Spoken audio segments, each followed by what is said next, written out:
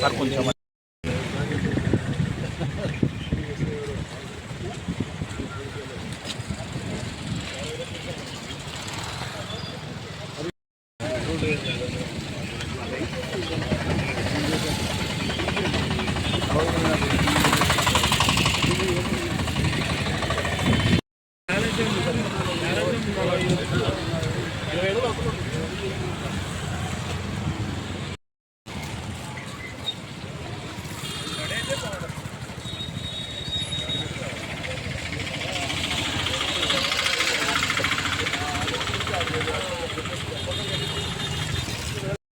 2-3 రోజుల నుంచి విపరీతంగా వర్షాలు కురుస్తూ ఉన్నాయి. ఇంకే కొంచెం వరకు చాలా వరకు పంటలు కూడా నష్టాలు జరిగినాయి.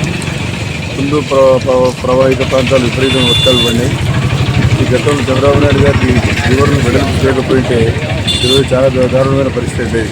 చాలా నేరంగా ఉండేది. ముందు 2017లో దీన్ని బాగా వెడల్పు చేయడం జరిగింది కాబట్టి కొంతవరకు నీళ్ళు ఊళ్ళో రాలేదు. ఏదైనా సరే ముందైతే చాలా ఉధృతంగా ప్రవహిస్తూ ఉంది. చూడాలా సాయంత్రం వరకు మళ్ళీ ఏ రకంగా ఏ పరిస్థితి ఉంటుందో.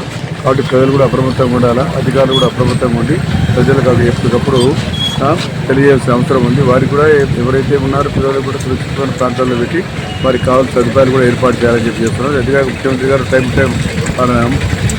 ప్రతి నిమిషానికి ముఖ్యమంత్రి గారు ఇన్ఫర్మేషన్ పొందుతా ఉంది.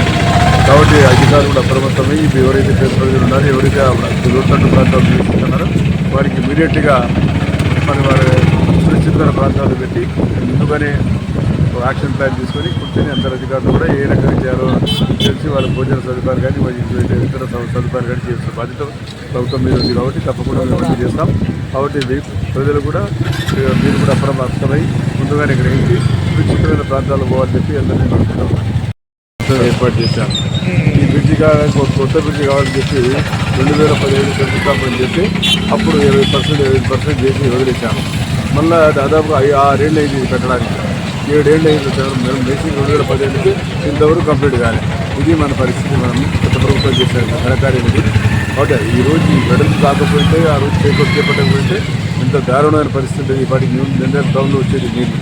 కాబట్టి అధికారులు కూడా అందరూ కూడా అది అనధికారులు పెడుతున్నారు. రాజకీయ నాయకులు కూడా దీని కూడా అప్రమత్తమై పేద ప్రజలకు సురక్షితమైన ప్రాంతాలు పెట్టాల్సిన బాధ్యత మనందరికీ చెప్పి తెలియజేస్తాం. రైట్.